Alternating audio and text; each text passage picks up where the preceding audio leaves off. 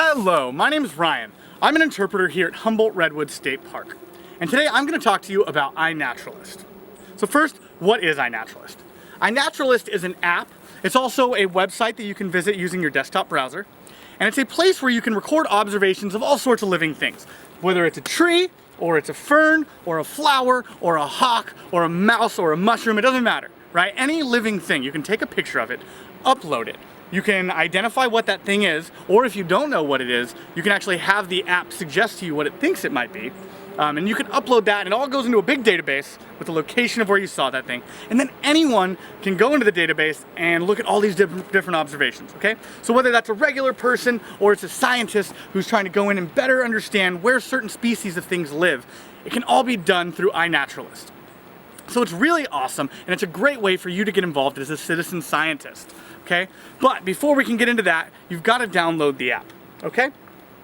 So, hopefully there should be a little thing right here showing you what I'm seeing on my phone. But what you'll do is you're gonna go to the App Store, you're gonna go to the search function, and this is what it looks like on an Apple phone, but whether you have an Android or another platform, it should be available in your App Store. So you go to your App Store, you'll type in iNaturalist, right? You will find it, and it's going to be the app that has the picture with a little green bird on it. So you'll see that there.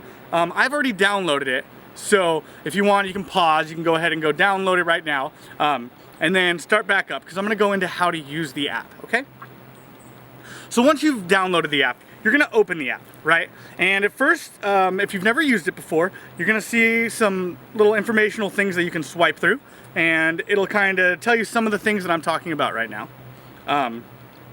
So go ahead and swipe through those things. Then you're going to get to the part where you can either go to sign up now and create an account using an email. You can also sign in using your Apple ID or Google or Facebook login, right? I'm going to go ahead because I created an account through my Facebook. So I'm going to go ahead and access my account now. Boop, ba-doop, ba-doop. Boop, ba-doop, ba-doop, ba-doop. Okay. And I'm in. All right. So this is my account, and I've got a lot of observations. You might not have any, so I think it's a good time for us to get your first observation in. Okay, so once you're in the app, you'll see there's some options at the bottom: explore, activity, observe, me. For right now, we're going to upload your first observation. So go ahead and click on the little camera that says observe. You're going to also want to allow it to use your location. That way you can better specify where you saw the thing that you saw. All right,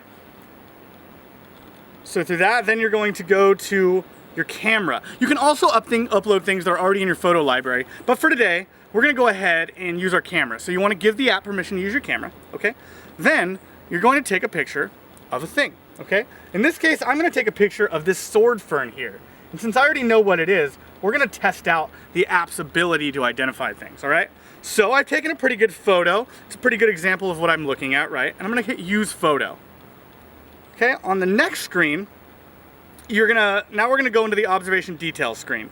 I'm gonna allow it while using app. Anyway, so from here you'll see a little plus button at the top of the screen. You can hit that and add more photos. The more photos you add, the better chance that your app will be able to understand what you're looking at. I think this one photo should be enough for it. So below that you'll see what did you see. You're gonna go ahead and click on view suggestions there. And so now it's calculating, it's looking at my picture and it's trying to figure out what we're looking at. It's gonna give you a general thing usually first, so shield ferns, it's in that family, in that genus. But I can see right here, it says Western sword fern is the top suggestion. That's correct, that's exactly what this is. So I'm gonna click on that. Now if you already know what it is, yeah, you can go into there and you can just click what it is. If you don't know, you might wanna look through the options and see what best fits what you're seeing there in real life. Okay? So below that part, you'll see the notes, and you can add in anything here. I'm gonna add swordy, because it's very swordy. But you can add it whatever, and later on you can come back. Maybe you wanna put things in there to help you identify that thing in the future, or maybe you wanna put something in there so that people looking at your observation can maybe get a better idea of what they're looking at, right?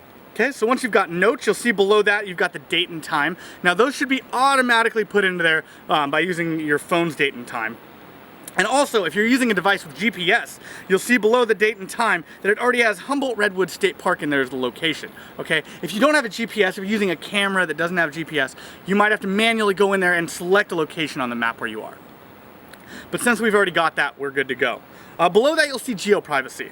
Now, With this, you can either hide the location where you saw the thing or leave it open so that people can see where you saw the thing, okay? So if you have something like an endangered species nest or a den or something that it might be bad if a lot of people go looking for that thing, you might want to make the geolocation privacy obscured or private. That way people don't go and ruin a good thing, right? But for now, since I'm using a sword fern, which you can find almost anywhere in these forests, I'm going to leave it open so that everyone can see that location, okay? Below that, you'll see an option for captive or cultivated. This is growing wild, so it's not captive or cultivated, so I'm going to leave that as no. And later on, you can actually go into the projects and you can add your observation to different folders that fit different projects that people have going on. Don't worry about that right now. For now, we're just going to go ahead and share our observation, okay?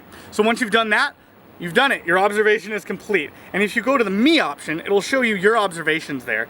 And you can see that my Western sword fern observation is still uploading. And so when that's done, then anyone anywhere can go in and look at this area and they can see that I saw a sword fern here. They can also look specifically for sword ferns and see all the places where sword ferns have been seen by lots of people. And so that's pretty much it. I think in the future I might have some more videos coming up about other different functions of the iNaturalist app, but I think we've got what we need to get started for now. Thank you and have a good day.